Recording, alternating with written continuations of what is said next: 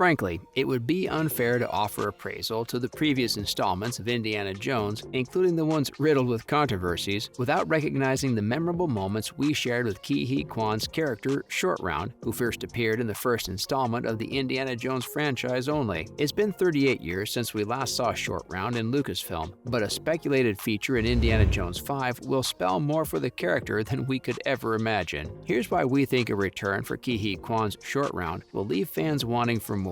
First up, while the 80s classic Indiana Jones and the Temple of Doom was a worldwide success, it was riddled with so many controversies. The script was accused of having misrepresented the Indian culture, a flaw that was initially made known to Steven Spielberg by Indian authorities, but the famous director outrightly refused to make necessary changes to the script. This instigated the banning of the movie's release in India. Nonetheless, it raked in over $300 million worldwide from its $28 million budget. Now to Short Round. If you can remember, the young Quan appearing as Indiana Jones' sidekick was all the relief the adventure thriller needed. His fast-paced mannerism and bleak appraisals added a comical spice to the movie. However, his character failed to win George Lucas' favor and did not get another feature. In my opinion, there's nothing as anticlimactic as that. It is likened to being fond of Miley Alcock's performance as Princess Rhaenyra for 3 episodes in the Game of Thrones prequel House of the Dragon, and then struggling to build a new connection with Emma Darcy for the rest of the season. What happened with Short Round? It's been roughly 38 years in film and reality since we last saw Quan's Short Round. Although he made a striking appearance in A24's Everything Everywhere All at Once, the 51-year-old who is coming back as Short Round will deliver character potentials that weren't fully explored in 1984. Besides, a major question on everyone's lips would be, what happened with Short Round all this while? The same question The Matrix tried to answer in its recent sequel by letting us know Trinity can fly as well, and Leo's lost the power too. Reflectively, Short Round was introduced to us in the 1984 installment as a young Chinese lad who lost his parents via a Japanese bomb. He attempted to pick our hero's pocket, but sadly he gets caught, seeing him as Mr. Indiana's sidekick for the rest of the movie. The first thing these two actors gave us was the gift of relationship. In fact, that strong bond was still evident in Quan's recent photo with Indiana Jones star Harrison Ford. Bringing that chemistry to the screen will be a game changer. So yes, even if George Lucas spends a quarter of the movie establishing Short Round's unknown adventures, I bet we'll be on our seats capturing each detail. It'll give the creators a chance to right their wrongs. Indiana Jones is an American flanked by a subservient sidekick in a supposedly uneducated country, saving them from a problem they were unaware of. And whether they intended it or not, the film portrayed the white savior thematical reoccupation. And as I've said, the film was banned from being released in India. Bringing back Short Round will come with a wealth of knowledge. For one, the Chinese sidekick will not be as subservient to Indiana Jones as he was in the 1984 installment. This time, we'll be expecting a wiser Short Round with a wealth of backstory experience. We might even look toward an adventurous partnership, rather than the previous master-servant relationship between both men. And as you well know, Harrison Ford has aged considerably from Indiana Jones 4 in 2008 to next year's release. That's 15 years. So he might need all the help he can get, preferably from Short Round. Sadly, Ke Huy Quan will not be making next year's installment. Although Lucasfilm has hidden the plot from the public, seeing the first image, or rather the silhouette of Ford with a touch on a dainty rope bridge in a massive cave, largely unbothered by the darkness that surrounds him, already inspires a feeling of cinematic ecstasy. Right from 2021's initial announcement, we've been on a teasing game with the adventure franchise. Hopefully, the official trailer might be released later this year, or possibly early next year. We don't know for sure. Now, to one of the most popular questions, who's who in Indiana Jones 5? Sadly, this new installment doesn't take its direction from ingenious film director Steven Spielberg, who's guided us into Mr. Jones' horrifying adventures over the past 38 years in 4 distinct installments. Spielberg made a name with Jaws in 1975 before taking over the helms of Indiana Jones and the Raiders of the Lost Ark in 1981, where he served a cinematic offering that was characterized by profound dexterity. In 2023's release, James Mangold will be taking over the director's chair. The prolific filmmaker has earned a reputation with Wolverine in 2013, Logan in 2017, and Ferrari vs. Ford in 2019. He's done a couple of other titles, as the 2005 biographical musical Walk the Line, starring Joaquin Phoenix and Reese Witherspoon as leads, and the 1997 neo-noir crime drama Copland, starring Sylvester Stallone, Ray Liotta, Harvey Keitel, and Annabella Sciorra. Mangold's portfolio is glossy, and he doesn't look to have had a terrible outing in Hollywood. It's safe to say Indiana Jones 5 might be something more in his hands, and it has to be, because as we've said, he's got 4 competitive installments from a legendary filmmaker staring staring back at him. In addition, Steven Spielberg handpicked Mangold himself. Most importantly, Indiana Jones 5 is a combined effort of award-winning producers Kathleen Kennedy and Frank Marshall, and now Steven Spielberg, alongside James Mangold's directorial investment. That's got to count at least. To answer another question, who's going to feature alongside Harrison Ford? The cast ensemble is inarguably the most exciting news about a movie's release. For example, the stellar cast that supports Martin Scorsese's Killers of the Flower Moon, or Cillian Murphy's appearance as J. Robert Oppenheimer in Christopher Nolan's upcoming eponymous release, Oppenheimer, was met with wide critical acclaim. Indiana Jones 5 will feature a new set of actors, as Phoebe Waller-Bridge, who's already been seen in subversion of Indiana Jones' iconic attire, from a set photo released on the internet. Other stars include Mads Mikkelsen, known for his performance in Hannibal, Clash of the Titans, Another Round, and Polar, amongst others. We also have Shawnette Renee Wilson, who starred in The Resident, Boyd Holbrook, Thomas Kretschmann, Toby Jones, and most recently, Antonio Banderas. The list already looks so exciting. Hopefully, the movie turns out the same, or at least a worthy rebound, following the poor appraisal that trailed the previous installment, Indiana Jones and the Kingdom of the Crystal Skull, in 2008. Furthermore, the combined writing prowess of James Mangold and Jez and John Henry Butterworth promises something spectacular. Yes, we will be expecting some comebacks. It hasn't been confirmed if all the actors in the last installment will feature in the 2023 release. So far, Jim Broadbent, who played Charles Stanforth, has confirmed his return, alongside John Rhys Davies, who will retain his role as Sala. Furthermore, the film will retain John Williams' fantastic ability in providing Indiana Jones 5 with its score. The Academy Award winner, who turned 90 last year, is credited to have scored the last 4 outings, as well as the movie's iconic theme. John is also the mastermind behind Star Wars' awe-inspiring score. Now, what will the plot of Indiana Jones 5 entail? Seriously, this has been the question on everyone's lips. Lucasfilm has decided to be elusive about this one. No one knows for sure what Indiana Jones 5 will be about, but from recent set photos, we have tried to fix the puzzle. The first look at Harrison Ford in the cave, and a set video showing him fighting with some Nazi bad guys, has put a time and location period to the film, although they are mere speculations. Indiana Jones 4, The Kingdom of the Crystal Skull, was set in 1957, 19 years after The Last Crusade, set in 1938. Taking into account the Nazi video, we could well say the film might be set between the mid-60s and 70s. In addition, Phoebe Waller-Bridge's late 1960s costume gives it away. However, the Nazi video could be a flashback, because green dots that are used in de-aging actors during post-production were seen on Harrison's face. As I said earlier, it's one big guessing game, and Lucasfilm, plus Disney, has the upper hand. A first-cut teaser was also released a month ago at D23 Expo, a gift to the lucky people who attended. Are the rumors about Harrison Ford getting injured on set true? The first thing you need to know is that Indiana Jones 5 is done shooting, so calm down. That was last year's Frenzy. He did injure his shoulders while rehearsing a fight scene, but it's been long resolved. Said injury is part of the many things that can go wrong on set. Recall the same man broke the bones in his foot and dislocated his ankle while filming Star Wars: The Force Awakens. For now, this is all we know about Lucasfilm and Disney's upcoming Indiana Jones 5 release, which is dated June 30th, 2023. If you have any thoughts about what you've heard, do well to let us know in the comments. Thanks for watching. See you next time.